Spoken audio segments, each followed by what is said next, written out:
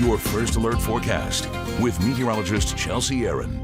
Well, good Tuesday evening, everyone. Of course, all eyes on Hurricane Milton as it will be making landfall likely within the next 24 hours. You notice all the alerts mainly across the Florida peninsula. Hurricane warning extends from Tampa down to Fort Myers, Daytona Beach, Orlando, even Fort Pierce, with areas to the south and far north likely seeing minor impacts. And I did draw a ruler here just to give you for reference how close Hurricane Milton is from the peninsula of Florida.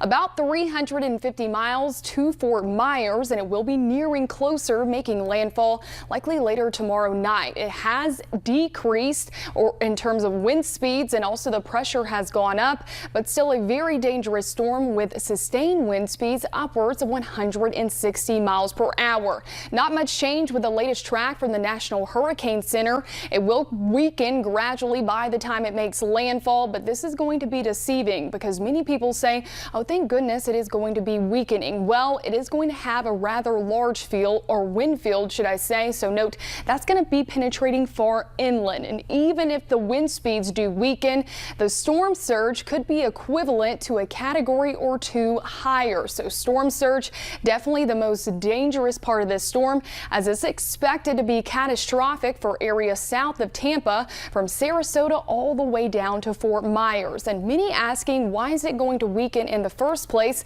while the waters are still extremely warm? Well, essentially it's going to encounter higher shear. Again, this will weaken the wind speeds, but the storm surge is already going to be there. And with the higher wind shear in place, note a tornado threat will be quite volatile for areas on the right side of this storm, mainly back into Miami and possibly even West Palm Beach. Those tropical storm force winds will already start to spread in across the Florida peninsula, likely by tomorrow morning, and conditions will continue to deteriorate, right upon landfall either late Wednesday evening and into Thursday morning. And you notice these wind speeds could be exceeding even 60-70 miles per hour all the way through Orlando into the eastern coast of Florida. Here's a look at some of that storm surge potential, which will be potentially unsurvivable. Again, Tampa Bay area very vulnerable in terms of storm surge, with possibly 12 to 15 feet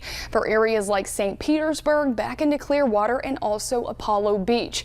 Evacuation orders should be taken quite seriously. Here in the Tennessee Valley, our weather is going to be quiet, likely into next week.